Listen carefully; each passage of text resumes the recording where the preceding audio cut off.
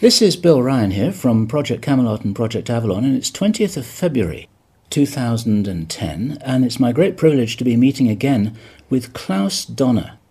And in this video presentation, it's going to be an interview of the difference, because I'm going to do very little talking indeed, maybe none at all, and Klaus is going to be doing an audio commentary on one of his extremely special, unusual and fascinating slideshows about the artifacts and the various phenomena that he has been researching, discovering, investigating personally all over the world, relating to what I think you could legitimately call the hidden history of the human race. Would you say that that's a good summary, Klaus? That's a very good summary, yes.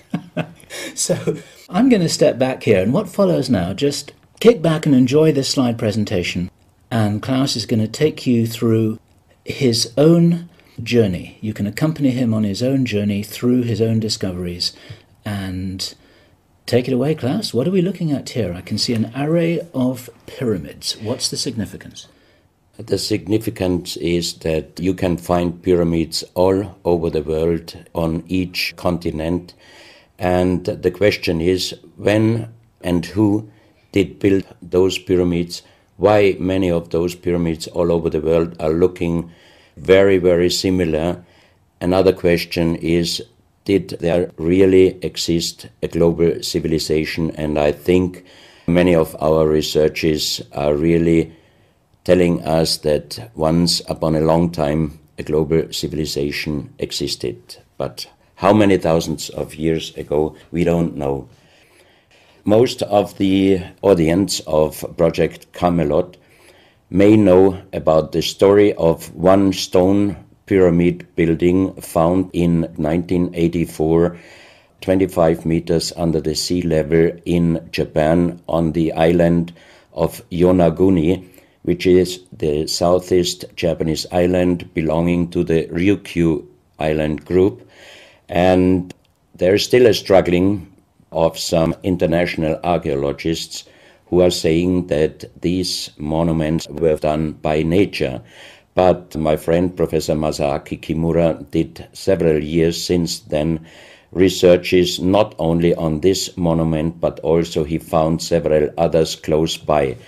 On the right side down you have a model, and one thing nature is definitely not doing on top of two platforms of this monument. There is one huge stone turtle and one huge stone bird like an eagle. Nature is doing many things, but not such a precise, perfect monument. And the question is, where are all the stones? If nature would have done it broken down, where are those stones? There are also streets, and there was also found a stone stadium like a Roman Colosseum with stone seat rows and stone stairs. Nature is great, is doing many, many great things, but not such perfect buildings. Here you have the huge stone turtle, and you can see also how small is a diver against this big monument. Here you have one street with stairs going up. Here again a very close-up picture just to recognize the size of this huge monument. Here you can see some world maps. On the top, on the right side, you can see the Piri Reis map, which was used already long time before Christopher Columbus came to America. And you can see how perfect this map was already in the beginning of the 16th century, showing part of Europe, of Spain, Portugal, part of Western Africa, and also part of South America.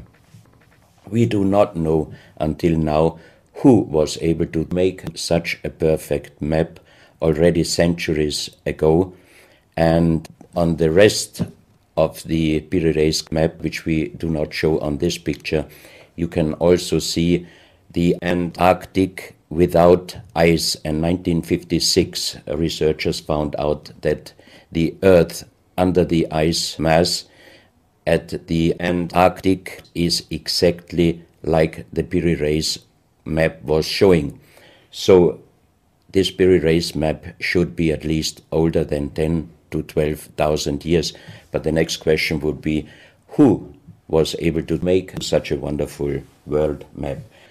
On the left side, on top, you see Atlantis, done by Athanasius Walzemüller, and the map is the other way round. He did it the other way round, and you can see the continent between Europe, Africa, and also America. And you can see on the left side down different sides of a huge stone world map. This stone world map was found in 1984 while gold digging in Ecuador in an underground tunnel system with other 350 artifacts which do not really fit any known and existing South American pre-Columbian culture. On this stone map is a natural quartz line, a white one, and this is the front side of the world stone map, and you can see approximately in the Near East, close to Saudi Arabia, you can see an inlay as an eye. And from this eye to the right and to the left is a natural quartz line going on the right side over India, Thailand, and also there is a long island on the right side, which Professor Kimura's research gave him the statement that from the northeast Japanese island until far down after Taiwan, once there existed a huge continent. But then this world map must be older than at least 10 to 12,000 years. And here is the back side, and you can see on the right side coming the quartz line passing in the Atlantic, a continent, Atlantis, which in our days does not exist anymore. Then the white line is crossing part of South America, and here you have a close-up, and you can exactly see the Bay of Guayaquil, an inlay going up to north, and a round inlay showing exactly the place where there were found those artifacts, and there is also the best quality water worldwide existing. One other very interesting artifact found on the same place in Ecuador is the so-called pyramid with the eye. The eye is an inlay. The stone is gray and white, and you have 13 steps, and it looks exactly like the pyramid with a shining eye on the $1 US. If you put this pyramid under black light, the eye is shining very strongly, and it looks really like an eye, but not real like a human eye. Here you have a close-up of the eye, and you can see the colors of the inlay. On the bottom of this pyramid, you have the inlay in little gold plates showing the Orion star constellation, and you have unknown writing.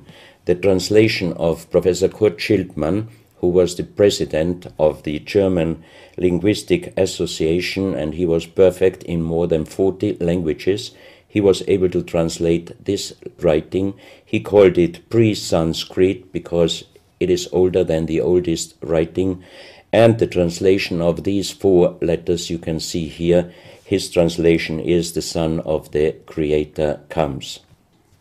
As we found the same writing on stones in certain countries like Ecuador, Colombia, Illinois, United States, Clausel, France, Malta in the Mediterranean, Turkmenistan, Australia, and in southern Calabria, Italy, just a few years ago.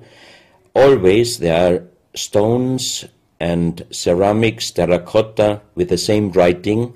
That means this writing existed once worldwide, and that means there must have been a global civilization older than Sanskrit, older than 6,000 years. And Professor Schildmann also told me that this writing has a little similarity to the Indus writing and also to the Easter Island writing. And as he said, this is older than Sanskrit. He called this writing pre-Sanskrit. On this stone, you can see on the top the 2 eyes, and then you see the right hand holding the pyramid and putting the left hand on top of the pyramid. That means showing how to use this pyramid with the eye.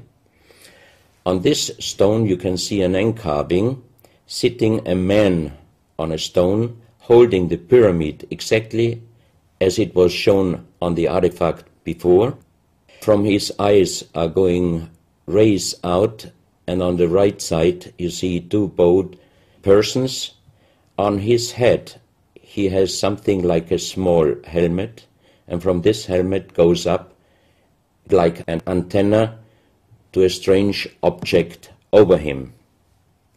And here you have the photo of the discovered helmet. We could not yet make a metal research or checking what kind of metal was used, but you can see in the center of the helmet that something is missing, and that might have been this kind of antenna which was shown on the artifact before. Another very strange finding from the same place is one big jade cup and 12 little jade cups. As the 12 cups are man-made and each one is a little bit different in size, if you fill them up perfectly with water and you put the 12 cups of water inside the big cup is completely filled. The next strange thing is that you can see on the little cups numbers which are looking like the Mayan numbers, but if you compare them with the Mayan numbers, you find out that there are some little differences. And on the big cup you can see a perfect inlaid star constellation, also showing the Orion and other stars. And inside the big cup it is very, very magnetic, and outside the cup nearly nothing. Professional geologists are saying this is impossible, because if a stone has metal particles inside the stone, it must be same magnetic from both sides. Here you have a close-up of the big cup, and you can see a perfect inlay of star constellations, and they are shining very brightly if you put black light on it. Here you have some small cups that you can figure out more clearly the style of the numbers inlaid in a strange material, also shining under black light. That's another piece, a jade plate with the same star constellation inlay like on the big cup, and two persons facing the sky, and on the next picture you can see that also the eyes of these two statues and the star constellation is shining very strongly under black light. This was once a hard-formed brown stone, changing the color in the center of the stone into black, which usually in nature does not happen. And you can see, if you look very close, you can see a face with closed eyes, with a mouth, the nose, a long beard and long hair. On the left side, the face and also the stone is broken. This is the reverse side of this stone. You can see a spiral and a triangle. The center of the triangle is very magnetic, also shining under black light. Here we have the backside of a cobra. The cobra never existed in South America, but this one was found at the same place. On this side of the cobra head you have 33 lines in lines. So 33 is also a very mystical number since long time. And on the left side and right side you have 7 points inlaid, and maybe these are the chakras. Also this cobra head is shining brightly if you put black light on it. Another object here, you have a perfect worked dolphin head, and also this artifact is shining under black light. Here you have a kind of stone helmet. You can put this granite stone helmet on your shoulders, or you can lay your head inside it, and the inlay points which you see on this helmet, some experts told me that these points are exactly the acupuncture points on the human head. Here you can see how it might have been used, and a few months ago they found at the same place an unfinished stone helmet. So that means that also some of these artifacts were made directly in Ecuador, but many, many years ago. And also the inlay on this object are shining under black light very bright. This is a fantastic jade snake, and also the inlay points are shining under black light. Here we have one artifact which is very perfectly carved on the back side, so that means it might have been used to put this artifact on the front of your forehead. You can see the two eyes inlaid, and on the reverse side you have the so-called third eye. Maybe this artifact was used for some ceremonies or for meditation. Here we have a jade plate with an inlay of a spiral, also shining brightly under black light. Another one, you can see 7 rings inlaid in the jade plate and also shining under black light. Maybe this also could be a presentation of the 7 chakras. Here is one of the ceramics found there.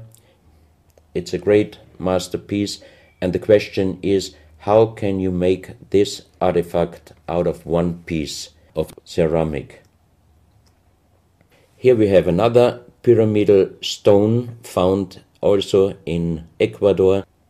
On top you see the pyramid with the eye, and you have down several spirals and symbols. Some of them are very similar to the churchward Nakal plates, which he found 1880 in India, and the translation was talking about the sunken continent of Mu. This is a marble with another inlay of a spiral, also shining very brightly under black light. Another stone in a pyramidal form with an inlay of an eye. Here you can see again the pyramid with the eye, and on the bottom you see the Orion star constellation, the 3 Orion stars, which might focus us to the 3 pyramids in Egypt. Here you have a ceramic statue. You can see the style of sitting is not real pre-Columbian style. It looks like the lotus seat from Asia. On top of this statue you have a head with some points, and it looks quite similar to many of the Buddha presentations. He holds a snake in his mouth. The snake is a very, very mystical and very often presented object. So that means this statue is not from any existing or known pre-Columbian culture. Even the next one, you can see that how this statue is sitting, it looks more the direction of Asia. On top of his head, again a very strange head, and in the center you can see like the head of a frog. Also, the frog is a very mystical animal in old South American pre-Columbian culture, but also in Africa and also in Asia. Here another ceramic statue holding a kind of plate in his left hand, and it looks also not really pre-Columbian culture. This is another very strange artifact holding a stick with a snake. Again we have the snake here, and the question is where and who this statue was done. This is a photo of the Altiplano in Bolivia. Archaeologists and researchers found out that at least before 4,000 years, there was happened a very big impact in Argentina. And the shock wave of this big impact destroyed many stone buildings in the Altiplano of Bolivia. You have here a picture of Pumapunku, a very strange place close to Tiahuanaco in Bolivia, and you see tons of stone plates with perfect work on it destroyed. Maybe this was the reaction to the big impact in Argentina. Here you have my friend Giancarlo Bonfanti, Italian researcher, in the center of the so-called Sun Gate in Tiahuanaco in Bolivia. And some researchers write that the figurines on top of this side of the Sun Gate are showing the Venus calendar.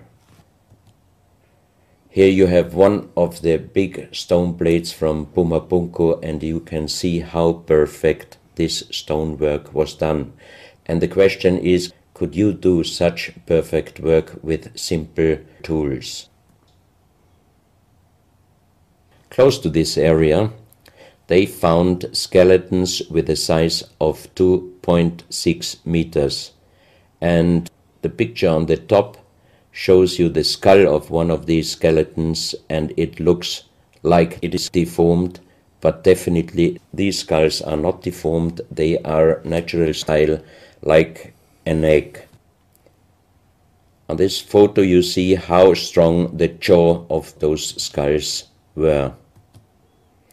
This is a front view, and the most interesting photo is this one, because you can see that the top of the skull does not have the 3 plates which we have as Homo sapiens, and that shows us that these skeletons are not Homo sapiens.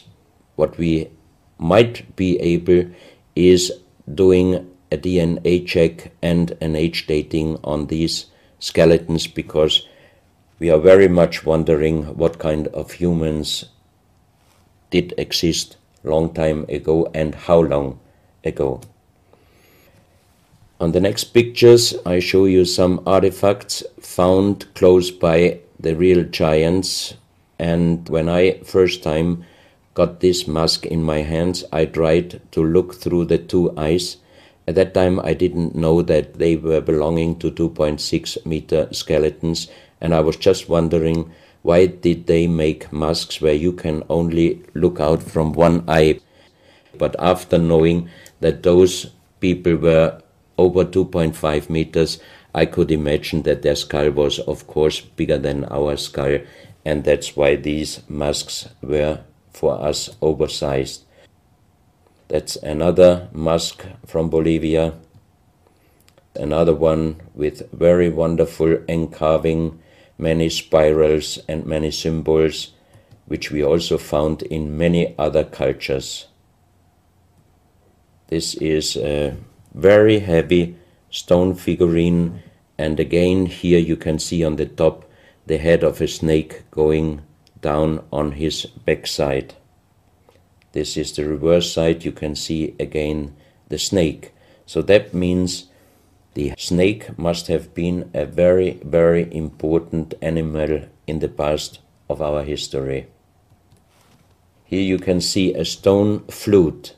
The strange thing is that the vibration of the sound of these stone flutes is exactly the same as our brain waves. So that means maybe those flutes were used for meditation or for healing purposes.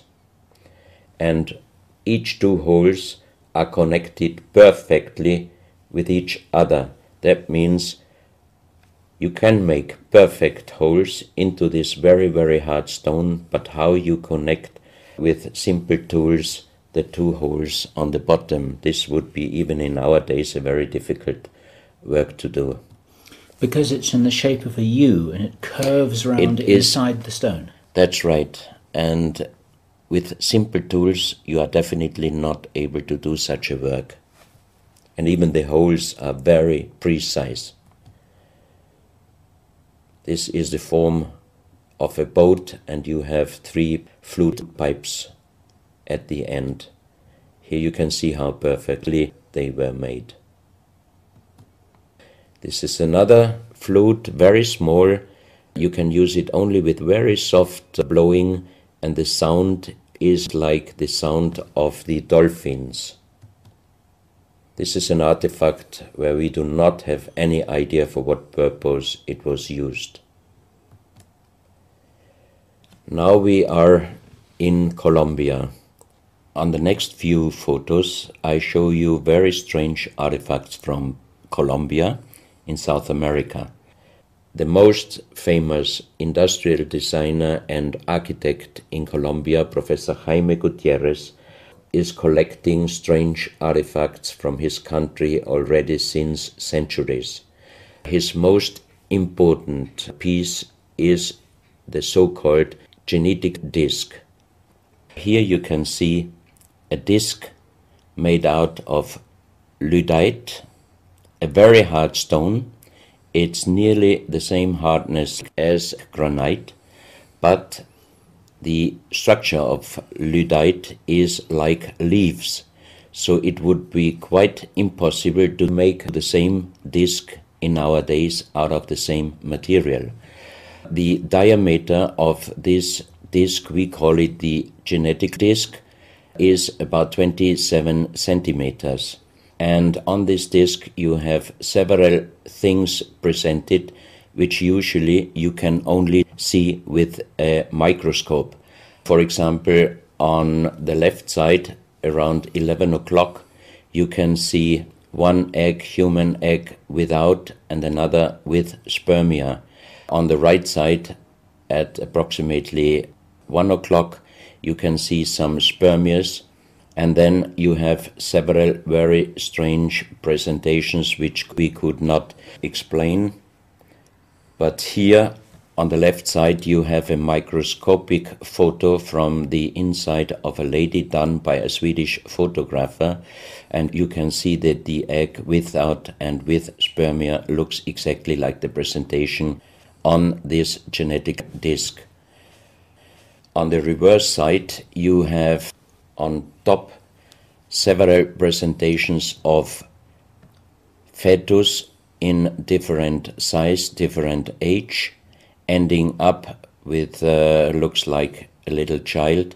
You see also at the end of the plate around 6 o'clock female and male, and also on the right side around 9 o'clock you can see the presentation of man, woman and child. But the strange thing is how they present those human-like heads. Here you can see a knife done by the same material, lyddite. On top of the knife, on the handle, you have mother's head. Beyond you have the child's head, and the umbilical cord is going around the neck of the child. So that means this knife would have been used to cut the umbilical cord, saving the child's life. This is a close-up mother, child and umbilical cord. This is an instrument. It might have been used for helping the child coming out, leaving the mother, when there were some complications. And it is also made out of the same material, lyddite. You have here the vagina and the child's head coming out. And on the reverse side, you can put only your thumb inside. That means you can only use this instrument with your fingers, meaning you cannot use power. So that means it might be safer helping the child leaving the mother than our instruments we are using in our days, because sometimes the modern instruments, while being used, can damage the child's head. This, we think, is a medical instrument. It is also lyddite, and it's a perfect form. Another one, and these are other ones, they are very much smaller than shown on this photo. And when we did a material check in Vienna, the most expert worldwide checked those pieces. First of all, the material. Each one is done with lyddite, and the form itself, he checked them, and finally he said, I cannot tell you how they were done, who did they make, but the only thing I can definitely tell you, from the same material in our days, we cannot make the same instruments. So how old they are, we do not know, but as they were found in Colombia, and they do not fit any existing pre-Columbian culture, we must consider that those artifacts are at least older than 6,000 years. But we cannot explain what kind of technology they did use to be able to make such instruments and such tools made with lyddite. You can see each piece fits exactly every kind of hand, never mind how big the size of the hand was. Each instrument, each tool fits exactly each hand which was using those instruments. This face looks a little bit like the Maui, the big stone statues from Easter Island. Here you have a close-up. This, in joking, I call it the dentist chair.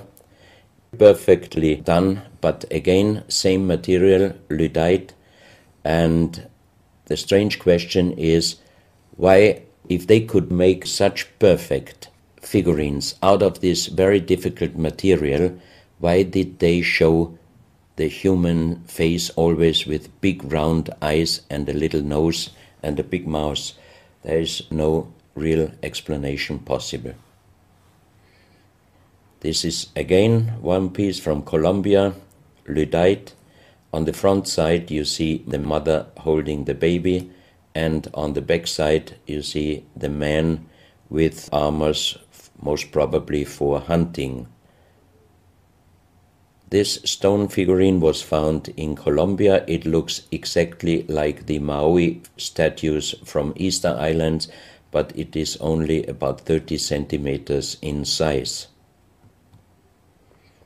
This is another masterpiece of stonework. You have on both sides presented one bird, but if you look at the front side, you can see that the two birds presenting a face, and on the left side, between the bird's head and the wings, you see again this unknown writing which we found on stones from all over the world.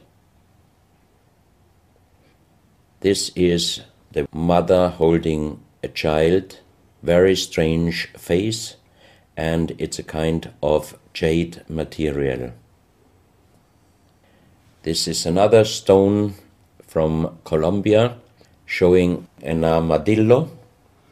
On top of the armadillo you can see a strange face with long ear and two horns on top. On this artifact you can see a smiling face on top. You have two triangles on this side, and on the other side, on the right side, you have a face. Again, the animal face on the right side, and some unknown symbols. And on the bottom of this object you see an animal, looks like a crocodile. Now we are moving to Guinea, West Africa, very close to the border with Mali. They found on a huge granite mountain the half portrait of a lady done in granite stone, and the size of this statue from top of the head until the middle of the torso is exactly 150 meters. So this is a real big question. who might have been able to do such a huge granite half-portrait in a mountain at least 10 to 12,000 years ago, because the Italian geologist Professor Pittoni was on the spot. He did these photos and he checked the earth on the bottom of this mountain, and his calculation was that this stone monument must have been done at least 10 to 12,000 years ago. But then we have the real big question: who could have been able to do such a big stone monument? Even in our days, it would be impossible, or at least it would cost so much money that it would never be able to do. And if you look at the close-up of the face, some experts told me that this face definitely is not European, but also, of course, not black African. It must be either South American or Asian culture. But then again, we are at the point 10 to 12,000 years ago. It might be the civilization, the lost civilization from Atlantis. Close to this area in Sierra Leone, Professor Pittoni was in charge of diamond excavations. And as he heard in this area a legend about Allah was angry with some angels, and he put them into stone and throw them to the earth, he put the sky, also made it into stone and throw it to the earth, and he put the stars and throw them to the earth. The legend says that the sky you can see on this stone, they call them sky stones, sky blue stones found in this area under the earth. And we did research in Vienna. This is definitely artificial stone. It's not a natural stone, and all the material could be found, but the only thing they could not inform us is what kind of color did they use to get this real sky blue color. The stone figurines found from 20 meters down to even 50 meters. Professor Pittoni always took some organic material from the finding place, and the age dating of those stone artifacts are from 2,500 years up to the oldest one, 17,000 years. Here you have a granite stone, so-called nomoli, stone nomoli, with very nice encarving. Here you have a man sitting on an elephant, as there are also the legends of giants all over Africa. You know how big is an elephant. It's a wonderful stonework. It's very hard and very heavy. There are also some artifacts showing half human or human with the head of a reptile, holding a kind of pot in their hand, and they could put something inside this pot, and also on top of several nomolis there is a hole for putting something inside, and most probably they were used for ceremonies. Here you have a kind of animal. It looks like a dinosaur, and when Professor Pittoni found this statue, it was making a strange noise. So he opened the statue, and they found inside the small black ball you can see on the bottom of the statue, and this was iron material. When we did the research on this artifact, and especially on this metal ball, next morning the professor called me and told me that somebody must have done a bad joke to me. I asked why, because the result of the research was this metal material is chrome steel, and chrome steel was found first time at the beginning of the 20th century in Austria. That means it was impossible inside a statue with the age of approximately 17,000 years. But when I called immediately Professor Pittoni, he was laughing and he said, "I'm a geologist. if a statue is making a strange sound, I do not open it just right away, but I did several X-rays, and you can see here on the right picture one of the X-ray photos, and you see that inside the closed statue already the round ball, the chrome steel ball, was existing. On this X-ray photo you can see exactly, and also Professor Pittoni saw, that this statue in former days already was opened but perfectly closed again, and he called a specialist who opened it exactly concerning this photo, the small stone ball which was closing the hole inside, and you can see that the metal ball was already existing. Some of you might have watched several pictures, photos on the internet of giant skeletons found in desert, in India, in China and other places. Most of those photos were competition photos to present Photoshop. Perfectly done. I also was quite impressed when I received first time one of those photos, but these photos I'm showing you now, they are definitely not coming out from a Photoshop competition. These photos are real skulls and skeletons. This skull was found in a tunnel system underground in Colombia. The skull is dated up to 11,000 years. The skull is bigger than normal skull, and the front teeth of the jaw are lined up in a different way than our teeth. Something that occurs to me here is that there's a very strong, pronounced jaw. It's a very prominent jawline, very prominent chin. And here you see a photograph that was shown to us by a Project Camelot insider. Now, this isn't a real photograph. This is a scene from the old Arnold Schwarzenegger movie Conan the Barbarian. And what you're seeing here is a special effect on the actor James Earl Jones. The critical thing here is the shape of the jawline.